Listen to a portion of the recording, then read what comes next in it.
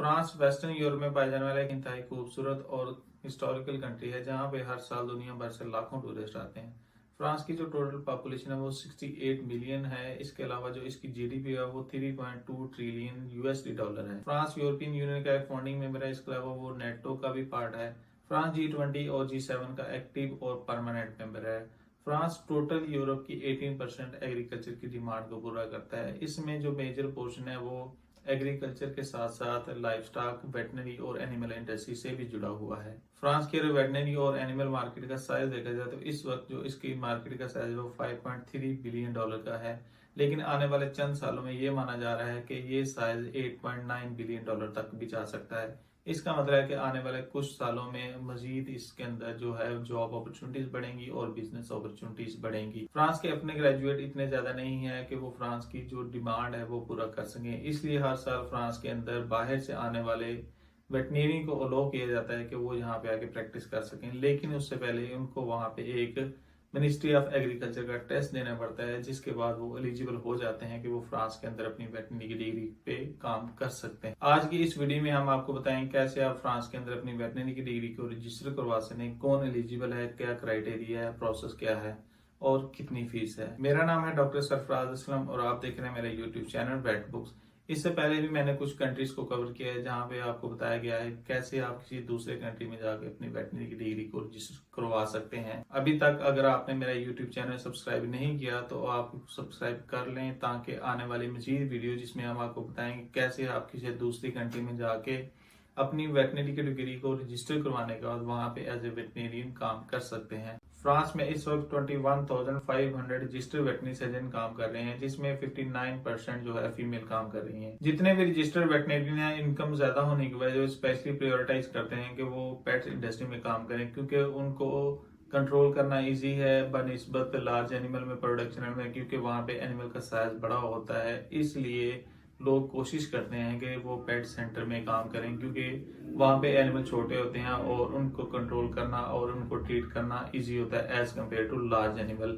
इसका मतलब ये है कि जो फ्रांस के अंदर कंट्री साइड है जहाँ पे प्रोडक्शन एनिमल है, वहाँ पे स्टिल वेटनेरियन की बहुत ज्यादा डिमांड है। फ्रांस में जो रजिस्टर्ड वेटनेरियन इनकी तादाद जो है 21,500 है। इसके अलावा वहाँ पे 15,000 से ज्यादा एनिमल टेक्नीशियन काम कर रहे हैं जो कि वेटनरी सर्जन को असिस्ट करते हैं। इसके अलावा तकरीबन 900 वेटनरी इंस्पेक्टर गवर्नमेंट की तरफ से हायर किए गए हैं जो कि डायरेक्टली गवर्नमेंट को रिपोर्ट करते हैं और इस फील्ड को रेगुलेट करने में हेल्प करते हैं। पूरे कंट्री के अंदर इस वक्त 8,300 से ज्यादा पब्लिक और प्राइवेट, कुछ पब्लिक प्राइवेट पार्टनरशिप के साथ सर्जरीज, क्लिनिक्स और प्रैक्टिसेस काम कर रही हैं। इसके अलावा पूरे कंट्री के अंदर 14 सेंट्रलाइज हॉस्पिटल हैं जो कि इन क्लिनिक्स और सर्जरीज को रेगुलेट करते हैं।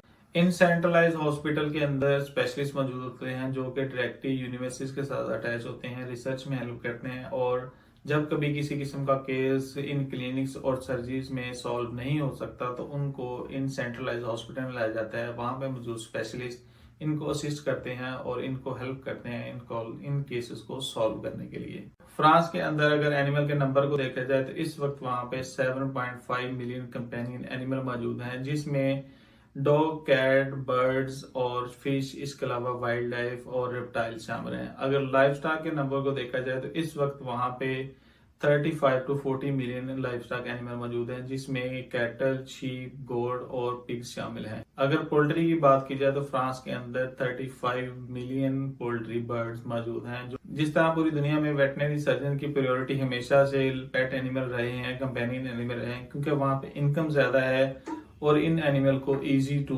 हैंडल है, तो इस वजह से लोग वहां पे भी पेट इंडस्ट्री को ही प्रेफर करते हैं।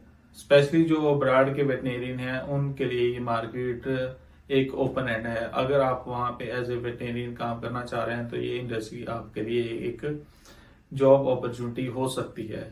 अगर आप फ्रांस के अंदर अपना वेटनरी कैरियर स्टार्ट करना चाहते हैं और आपकी डिग्री किसी ऐसे कॉलेज या यूनिवर्सिटी से नहीं है जो कि यूरोपियन यूनियन और फ्रेंच वेटनरी स्कूल से रजिस्टर्ड नहीं है, इसके लिए आपको फ्रांस के नेशनल वेटनरी स्कूल से एक सर्टिफिकेशन लेनी पड़ेगी, जिसके लिए वो हर साल मई में एक टेस्ट ऑर्गेनाइज करते हैं जिसको सुपरवाइज करता है फ्रांस की मिनिस्ट्री ऑफ एग्रीकल्चर। इस टेस्ट का नाम है वेटनरी नॉलेज वेरिफिकेशन टेस्ट। ये इंग्लिश नाम है, फ्रेंच में ये नाम डिफरेंट है, जिसको मैंने डिस्क्रिप्शन में मेंशन कर दिया है क्योंकि मुझे फ्रेंच नहीं आती, इसलिए मैं वहाँ पे डिस्क्रिप्शन में ये लिंक मेंशन कर रहा हूँ। इसके अलावा अगर आपने किसी ऐसे कॉलेज या यूनिवर्सिटी से डिग्री की है जो कि यूरोपियन यूनियन से या फ्रेंच के साथ एक्सेप्टेबल है, उसके बावजूद भी आपको नेशनल वेटनरी स्कूल्स के साथ रजिस्टर होना जरूरी है, लेकिन उसके लिए आपको टेस्ट में अपीयर होने की जरूरत नहीं है। आप सिंपल अपनी प्रूफ ऑफ डिग्री, इसके अलावा वेरिफिकेशन और लैंग्वेज की जो रिक्वायरमेंट है उसको फिलफिल करने के बाद आप सिंपली नेशनल वेटनरी स्कूल के साथ रजिस्टर हो सकते हैं। French national veterinary school examination में अपीयर होने के लिए जो एलिजिबिलिटी क्राइटेरिया है और डॉक्यूमेंट कौन से चाहिए उस चीज पे बात करते हैं।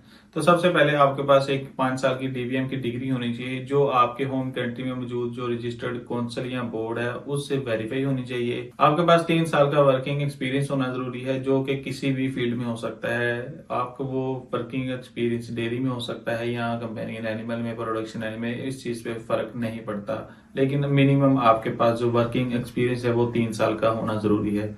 इसके अलावा आपकी अपनी आइडेंटिटी, जो आपके पास पासपोर्ट है या आपके पास जो भी होम कंट्री की तरफ से दी गई आइडेंटिटी है वो होना जरूरी है। आपके पास फ्रेंच लैंग्वेज का एक प्रूफ होना चाहिए कि आपको फ्रेंच लैंग्वेज आती है, जिसमें आपका मिनिमम स्कोर जो है वो B2 लेवल से कम नहीं होना चाहिए। आपने अपनी एक सीवी बनानी है, डिटेल सीवी बनानी है जो कि यूरोपियन टेम्पलेट के मुताबिक होनी चाहिए। उसमें आपने डिटेल अपना एक्सपीरियंस, अपनी जो भी एक्टिविटीज हैं, अगर आपने वॉलेंटरली या कोई जॉब की है, वो सारी की सारी चीजें उस सीवी में आपने डिटेल से मेंशन करनी है। आप एक मोटिवेशन लेटर लिखते हैं मिनिस्ट्री ऑफ एग्रीकल्चर को, जिसमें आप डिटेल से मेंशन करते हैं कि आप इस टेस्ट में क्यों अपीयर होना चाहते हैं, आपकी मोटिवेशन क्या है, आप क्यों इस कंट्री में आके एज ए वेटनेरियन काम करना चाहते हैं। ये सारी चीजें जस्टिफाई करती हैं कि आप फ्रेंच के अंदर अपने जो कैरियर स्टार्ट करना चाह रहे हैं वो क्यों करना चाह रहे हैं। इसी बेस पे वो आपकी एप्लीकेशन को कंसीडर करते हैं। आप ये टेस्ट अपने होम कंट्री से नहीं दे सकते। अगर तो आपके पास यूरोपियन रेजिडेंसी है या आपके पास फ्रांस की रेजिडेंसी है, देन आप इस टेस्ट में एलिजिबल हो सकते हैं। आपके पास मिनिमम फ्रांस की 5 साल की रेजिडेंसी होना जरूरी है, या आप फ्रांस के अंदर अगर सिटीजन है देन आप इस टेस्ट में अपीयर हो सकते हैं। आप अपने होम कंट्री से ये टेस्ट ना तो थ्योरी दे सकते हैं और ना प्रैक्टिकल।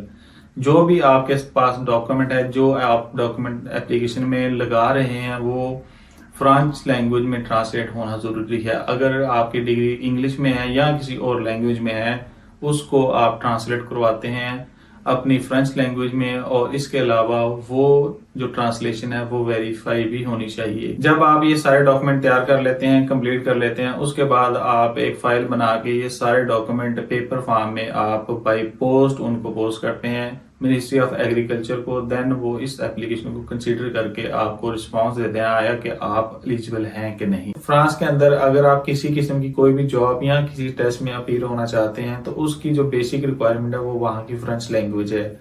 अगर तो आप फ्रांस के अंदर हैं देन तो आपके लिए इशू नहीं है, लेकिन अगर आप किसी ऐसे कंट्री या सिटी से हैं जहाँ पे बेसिक लैंग्वेज वहाँ पे फ्रेंच नहीं है, देन आपके पास फ्रेंच सर्टिफिकेशन होना जरूरी है जो जस्टिफाई करे कि आपको फ्रेंच आती है। नेशनल वेटरनरी स्कूल के एग्जामिनेशन में अपीयर होने के लिए आपके पास फ्रेंच लैंग्वेज की कोई सर्टिफिकेशन होना जरूरी है। जो टेस्ट मोस्टली एक्सेप्ट किए जाते हैं इनमें diploma in French language study और इसके अलावा common European framework of reference for language, ये वो टेस्ट हैं जो स्पेशली एक्सेप्ट किए जाते हैं इस एग्जामिनेशन में अपीयर होने के लिए। फ्रेंच लैंग्वेज टेस्ट में आपके पास मिनिमम जो स्कोर होना चाहिए वो B2 लेवल होना चाहिए, यानी कि आपका जो स्कोर है ओवरऑल रीडिंग, लिसनिंग, स्पीकिंग और राइटिंग में मिनिमम B2 लेवल होना जरूरी है, जिसके बाद आप इस टेस्ट में अपीयर हो सकते हैं लैंग्वेज की रिक्वायरमेंट पूरी करने के बाद। फ्रांस अपनी वेटनरी प्रोफेशनल की डिमांड को पूरा करने के लिए हर साल मई में ये टेस्ट कंडक्ट करता है, जिसको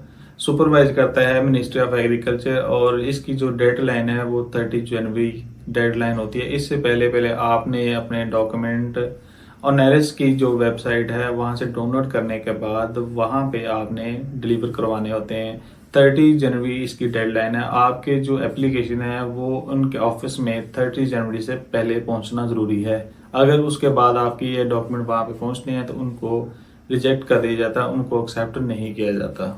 जब आप इस टेस्ट का एलिजिबिलिटी क्राइटेरिया मीट कर लेते हैं, इसके बाद आप नॉलेज की जो कि वहाँ की ऑफिशियल वेबसाइट है वहाँ पे एप्लीकेशन फॉर्म डाउनलोड करते हैं। इसके अलावा आपको वहाँ पे डिटेल में मिल जाएगा कि कौन से डॉक्यूमेंट आपको चाहिए, इसके अलावा क्या अपडेट है, तैयारी आपने कैसे करनी है, इसका सारा डिस्क्रिप्शन में आपको लिंक मिल जाएगा। जब आप अपने डॉक्यूमेंट और एप्लीकेशन को कंप्लीट कर लेते हैं, इसके बाद आप ये एप्लीकेशन सबमिट करवाते हैं, लेकिन ये एप्लीकेशन बाय पोस्ट ही होती है, ऑनलाइन ये एप्लीकेशन एक्सेप्ट नहीं की जाती। इसलिए जब आपने अपनी एप्लीकेशन सबमिट करवानी है तो एक चीज को माइंड में रखना है कि इस एप्लीकेशन की जो डेडलाइन है वो 13 जनवरी है। इससे पहले पहले आपकी जो पोस्ट या आपकी एप्लीकेशन है वो ऑनोरिस के ऑफिस में डिलीवर होनी चाहिए। अगर इसके बाद आपकी एप्लीकेशन वहां पे डिलीवर होती है तो उसको एक्सेप्ट नहीं किया जाएगा।